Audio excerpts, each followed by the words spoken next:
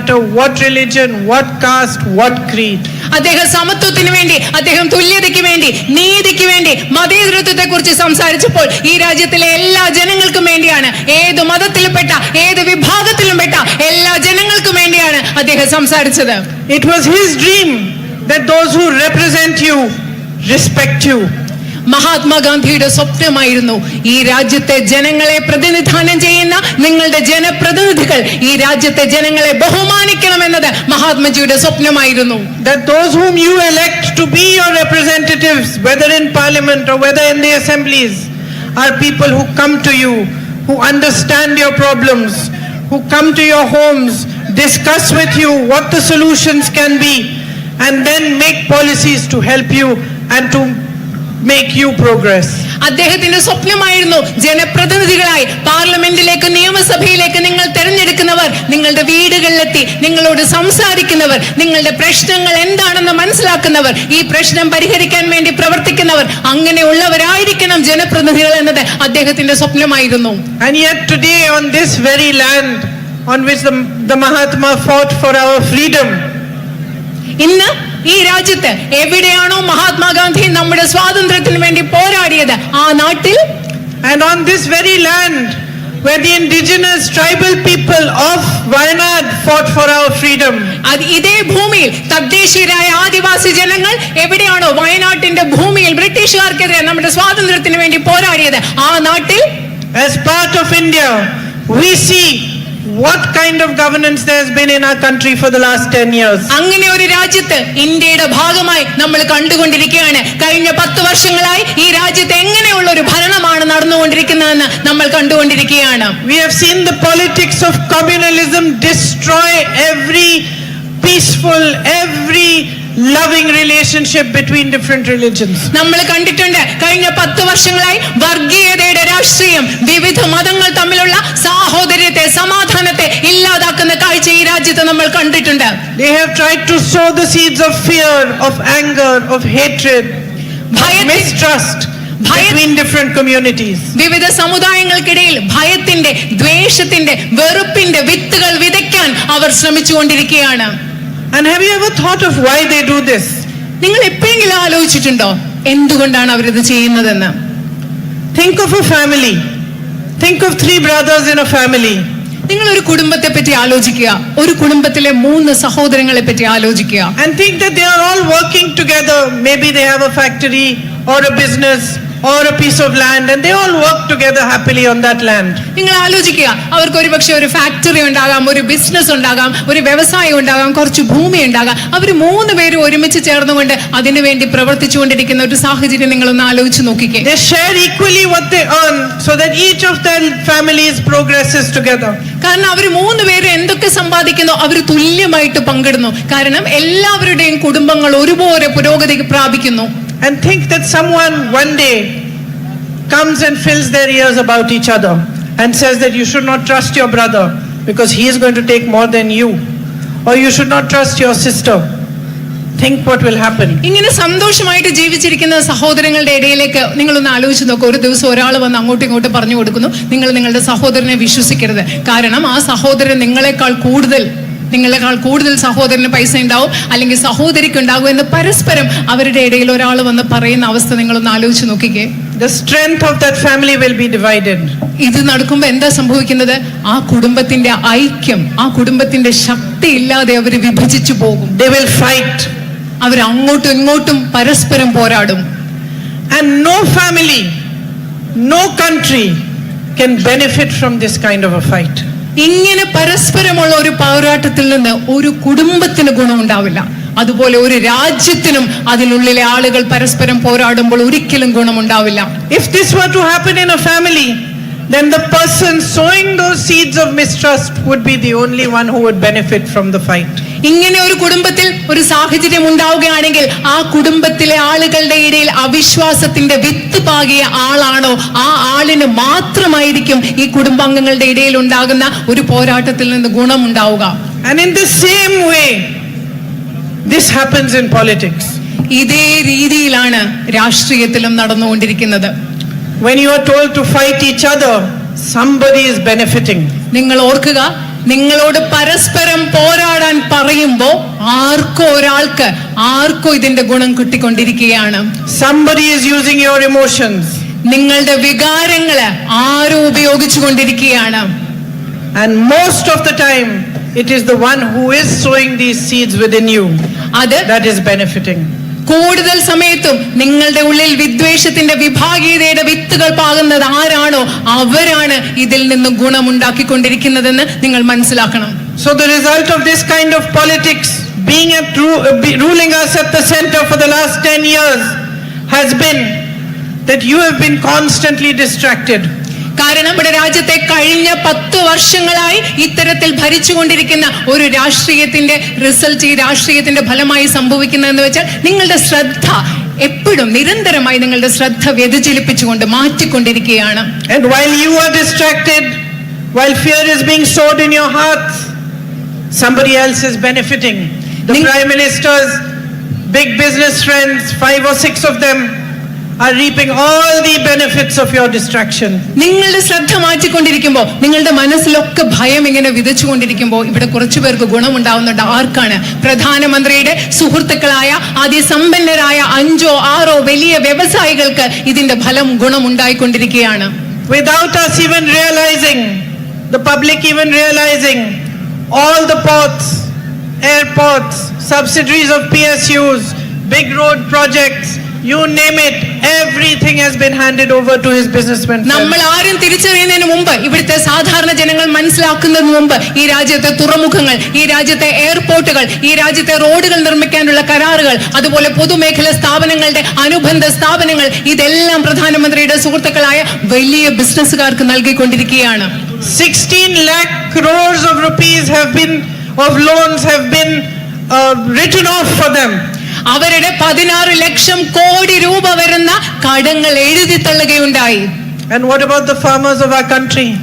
What about their loans? നമ്മുടെ രാജ്യത്തെ അവരുടെ 16 ലക്ഷം കോടി വരുന്ന തുക ലോണുകൾ, കടങ്ങൾ എഴുതി തള്ളിയപ്പോൾ നമ്മുടെ നാട്ടിലെ കർഷകരുടെ കടങ്ങൾക്ക് എന്താണ് സംഭവിച്ചത്? What about the much promised MSP for your rubber crop? നിങ്ങളുടെ റബ്ബറിന് വേണ്ടി അവർ വാഗ്ദാനം ചെയ്ത മിനിമം താങ്ങുവിലയ്ക്ക് എന്താണ് സംഭവിച്ചത്? The government says they don't have money for it. Government പറയുന്നു ഇത് ചെയ്യാൻ അവർക്ക് പൈസയില്ല. You educate your children, you work hard, you set up your own businesses, you work in the fields, you do whatever you can so that your children should be educated. നിങ്ങൾ നിങ്ങളുടെ കുട്ടികളെ പഠിപ്പിക്കാൻ വേണ്ടി നിങ്ങൾ ബിസിനസ് ഉണ്ടാക്കുന്നു, നിങ്ങൾ കർഷക തൊഴിൽ ചെയ്യുന്നു, നിങ്ങൾ നിങ്ങളുടെ കുട്ടികളെ പഠിപ്പിക്കാൻ വേണ്ടി നിങ്ങൾക്ക് സാധ്യമായതെല്ലാം നിങ്ങൾ ചെയ്യുകയാണ്. And what do you face? That after educating them, they can't get jobs anywhere. നിങ്ങൾ നേരിടുന്ന അവസ്ഥ പക്ഷെ എന്താണ്? നിങ്ങളുടെ കുഞ്ഞുങ്ങളെ നിങ്ങൾ പഠിപ്പിച്ചു കഴിഞ്ഞാൽ പിന്നെ അവർക്ക് ജോലി കിട്ടാനുള്ള ഒരു സാഹചര്യമില്ല.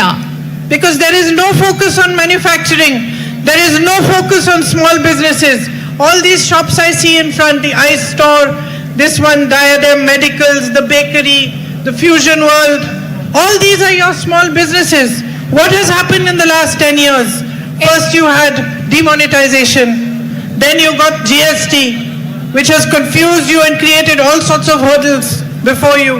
നിങ്ങൾ കുട്ടികൾക്ക് ജോലി വേണം, പക്ഷെ ജോലിയില്ല. കാരണം നമ്മൾ ഉൽപാദന മേഖലയിൽ ശ്രദ്ധിക്കുന്നില്ല. ഇവിടെയുള്ള ഐ സ്റ്റോർ ഉണ്ട്, ഗോൾഡ് സിറ്റി ഉണ്ട്, ഇതുപോലെ ധാരാളം കടകളുണ്ട്. ഇങ്ങനത്തെ ചെറിയ ചെറിയ കടകളിൽ ചെറിയ ചെറിയ വ്യാപാര സ്ഥാപനങ്ങളിൽ തൊഴിലുണ്ടാക്കുന്നതിനെ പറ്റി അവർ ശ്രദ്ധിക്കുന്നില്ല.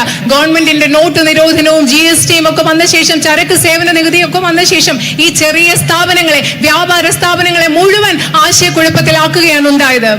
No policies have been made to strengthen you. നിങ്ങളെ ശക്തിപ്പെടുത്തുന്നതിന് വേണ്ടി ഈ രാജ്യത്ത് ഒരു നയങ്ങളും ഉണ്ടാക്കുന്നില്ല. To strengthen agriculture, കൃഷിയെ, കാർഷിക വൃത്തിയെ ശക്തിപ്പെടുത്താനുള്ള നയങ്ങൾ ഇവിടെ ഉണ്ടാകുന്നില്ല. Where houses should be given to tribal peoples, their rights on their land should be given to them. Better access to healthcare, better access to education should be given to them. What has happened? Their lands are being snatched away from them in state after state and handed over to the Prime Minister's businessmen friends. നമ്മുടെ ആദിവാസി സമൂഹത്തിൽപ്പെട്ടവർക്ക് മെച്ചപ്പെട്ട വീടുകൾ നൽകണം, അവർക്ക് ആരോഗ്യ സൗകര്യങ്ങൾ നൽകണം, വിദ്യാഭ്യാസ സൗകര്യങ്ങൾ നൽകണം. പക്ഷെ അതിനു പകരം ഈ രാജ്യത്ത് എന്താണ് സംഭവിക്കുന്നത്? നമ്മുടെ ആദിവാസി സമൂഹത്തിൽപ്പെട്ടവരുടെ ഭൂമി എടുത്തു മാറ്റി പ്രധാനമന്ത്രിയുടെ സുഹൃത്തുക്കളായ സമ്പന്നരായ വ്യവസായികൾക്ക് നൽകുകയാണ് ഈ രാജ്യത്ത് നടന്നുകൊണ്ടിരിക്കുന്നത്. A disaster takes place in Wayanad. There is a massive landslide. People lose their livelihood. People lose their entire families. I met little children who had lost every single member of their family. വയനാട്ടിൽ ഒരു വലിയ പ്രകൃതി ദുരന്തം നടന്നു, മണ്ണിടിച്ചിൽ നടന്നു, ഉരുൾപൊട്ടൽ നടന്നു. അവിടെ ജീവിതത്തിലെല്ലാം നഷ്ടപ്പെട്ട, കുടുംബങ്ങൾ നഷ്ടപ്പെട്ട അവരെ ഞാൻ കണ്ടു, വീടുകൾ നഷ്ടപ്പെട്ട, ജീവനോപാധി നഷ്ടപ്പെട്ടവരെ കണ്ടു, എല്ലാം നഷ്ടപ്പെട്ട കൊച്ചു കുഞ്ഞുങ്ങളെ ഞാൻ അവിടെ കണ്ടു. And the result of the BJP's kind of politics is that the Prime Minister comes here, he meets the victims of that tragedy, but for months he does not release the funds that they need to make their lives better again. നിങ്ങൾക്കറിയോ BJP പ്രവർത്തിക്കുന്ന BJPയുടെ രാഷ്ട്രീയത്തിന്റെ ഫലം എന്താണെന്നറിയോ? ഈ വയനാട്ടിൽ ഇത്രയും വലിയ ദുരന്തം ഉണ്ടായപ്പോൾ ആ ദുരന്തത്തിൽ അതിജീവിച്ചവരെ കാണാൻ പ്രധാനമന്ത്രി ഇവിടെ വന്നു, അവിടുത്തെ ആളുകളെ കണ്ട് സംസാരിച്ചു. പക്ഷെ അവർക്ക് ആവശ്യമുള്ള, അവർക്ക് അർഹതപ്പെട്ട സാമ്പത്തിക സഹായം ഇതുവരെ നൽകാൻ അവർ തയ്യാറായിട്ടില്ല. You have a huge issue of man-animal conflict here. ഇവിടെ മനുഷ്യ വന്യജീവി സംഘർഷം എന്ന് പറയുന്ന ഒരു വലിയ ഇഷ്യൂ, ഒരു വലിയ പ്രശ്നം നിങ്ങൾ നേരിടുന്നുണ്ട്. Something that needs a concerted effort so that a good solution can be found. എല്ലാവരും കൂടെ ചർച്ച ചെയ്യാനുള്ള ഒരു പരിശ്രമം വേണം. ഇതിന് കൃത്യമായ നല്ലൊരു പരിഹാരം കണ്ടുപിടിക്കാനുള്ള ഒരു പരിശ്രമം ഇവിടെ വേണം. Instead, suddenly the government announces ESA and puts 13-14 villages into that zone without so much as consulting the people who live on that land. പക്ഷെ അതിന് പകരം എന്താ ചെയ്യുന്നത്? ഭൂമിയിൽ ഇവിടെ താമസിക്കുന്ന ആളുകളോടൊന്നും ചർച്ച ചെയ്യാതെ ഗവൺമെന്റ് പ്രത്യേകിച്ച് ഒരു ദിവസം പരിസ്ഥിതി ആഘാത പഠനം നടത്തി പരിസ്ഥിതി മേഖലകൾ പ്രഖ്യാപിച്ച് നിങ്ങളുടെ ഗ്രാമങ്ങളെ അതിനകത്തേക്ക് കൊണ്ടുവരുന്നു. അവിടെ ഒരു ചർച്ചയും നടക്കുന്നില്ല. Suddenly from one day to the next new rules apply to you. ഒരു ദിവസം മുതൽ മറ്റൊരു ദിവസം പുതിയ നിയമങ്ങൾ നിങ്ങളുടെ ജീവിതത്തിൽ പ്രാബല്യത്തിൽ വരികയാണ്. And your voice remains unheard. നിങ്ങളുടെ ശബ്ദം കേൾക്കാതെ ഇരിക്കുകയാണ്. So my sisters and brothers, if there is a time when your voice needs to be heard loud and clear, the voice of every single Indian needs to echo all across this nation, it is now. എന്റെ പ്രിയപ്പെട്ട സഹോദരന്മാരുടെ നിങ്ങളുടെ ശബ്ദം ഏറ്റവും വ്യക്തമായും ഏറ്റവും ഉച്ചത്തിലും കേൾക്കേണ്ട ഒരു സമയമുണ്ടെങ്കിൽ, രാജ്യം മുഴുവൻ, ഈ രാജ്യത്തെ ഓരോ വ്യക്തിയുടെയും ശബ്ദം പ്രതിധ്വനിക്കേണ്ട ഒരു സമയമുണ്ടെങ്കിൽ ആ സമയം ഇന്നാണെന്ന് ഞാൻ നിങ്ങളോട് പറയുകയാണ്. Each one of you represent all that is beautiful about our nation. ഇവിടെയുള്ള നിങ്ങൾ ഓരോരുത്തരും പ്രതിനിധാനം ചെയ്യുന്നത് നമ്മുടെ രാജ്യത്ത് ഏറ്റവും മനോഹരമായിട്ടുള്ളത് എന്താണോ അതിനെയാണ് ഇവിടെയുള്ള നിങ്ങൾ ഓരോരുത്തരും പ്രതിനിധാനം ചെയ്യുന്നത്. Yes, you also. You're looking at them. You have a beautiful smile. Yeah. നിങ്ങൾക്ക് മനോഹരമായ ഒരു പുഞ്ചിരിയുണ്ട്. Why? Because here in Wayanad you have always stood for what is right. എന്തുകൊണ്ടാണ് ഞാൻ അങ്ങനെ പറയുന്നത്? കാരണം വയനാട്ടിലെ ജനങ്ങൾ എല്ലാ കാലത്തും എന്താണോ ശരി അതിനു വേണ്ടി നിലകൊണ്ടിട്ടുള്ള ജനങ്ങളാണ് നിങ്ങൾ. This has been your history. ഇത് നിങ്ങളുടെ ചരിത്രമാണ്. There is so much natural beauty here, but you have beauty of the spirit. ഇവിടെ മനോഹരമായ പ്രകൃതി സൗന്ദര്യം ധാരാളമുണ്ട്. പക്ഷെ അത് മാത്രമല്ല, നിങ്ങൾക്കുള്ളിന്റെ ഉള്ളിൽ വരുന്ന നിങ്ങളുടെ ചൈതന്യത്തിന് ഒരു സൗന്ദര്യമുണ്ട്. Today the whole world is recognizing that my brother is fighting for the truth and he's been fighting alone.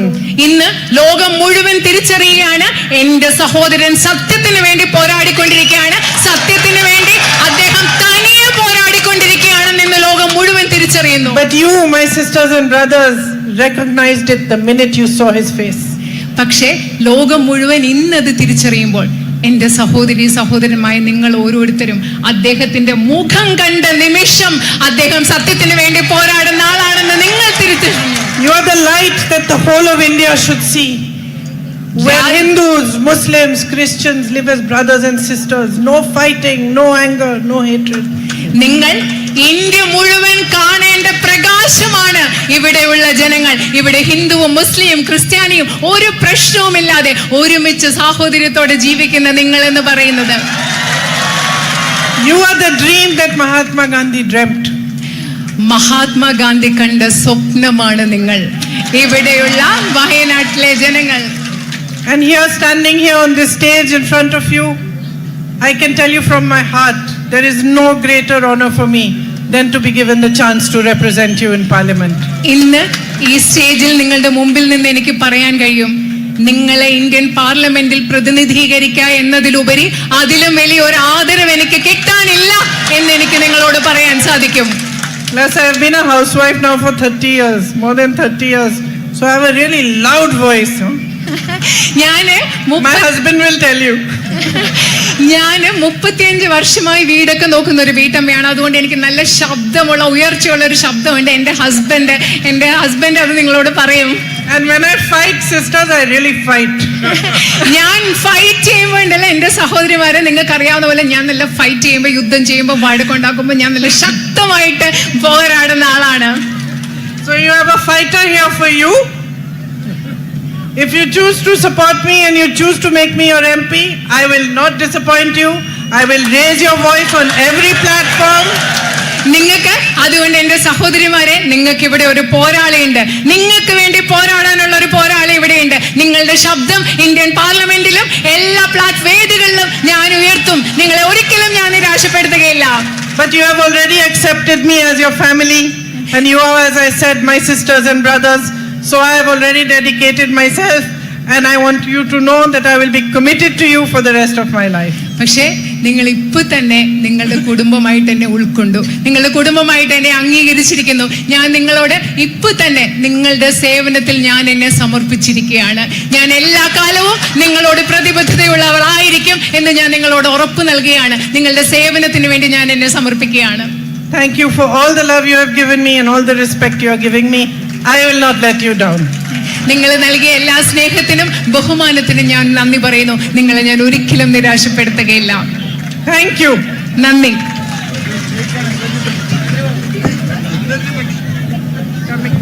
പ്രിയപ്പെട്ടവരെ, ചരിത്ര ഭൂരിപക്ഷത്തോടുകൂടി നമ്മുടെ പ്രിയപ്പെട്ട നേതാവ് പ്രിയങ്ക ഗാന്ധിയെ ഇന്ത്യൻ പാർലമെന്റിലേക്ക് തെരഞ്ഞെടുത്ത് അയക്കണമേ എന്ന് ഒരിക്കൽ കൂടി നിങ്ങളുടെ ഹൃദയകവാടത്തിൽ കരങ്ങൾ വെച്ച് വിനയത്തോടെ അഭ്യർത്ഥിച്ചുകൊണ്ട് ഈ നമ്മുടെ സ്ഥാനാർത്ഥിയെ കാണാൻ, അഭിവാദ്യം ചെയ്യാൻ കടന്നു വന്ന നിങ്ങൾ എല്ലാവരെയും അഭിവാദ്യം ചെയ്യുന്ന ഒറ്റ വാക്കിൽ നന്ദി രേഖപ്പെടുത്തിക്കൊണ്ട് അവസാനിക്കും.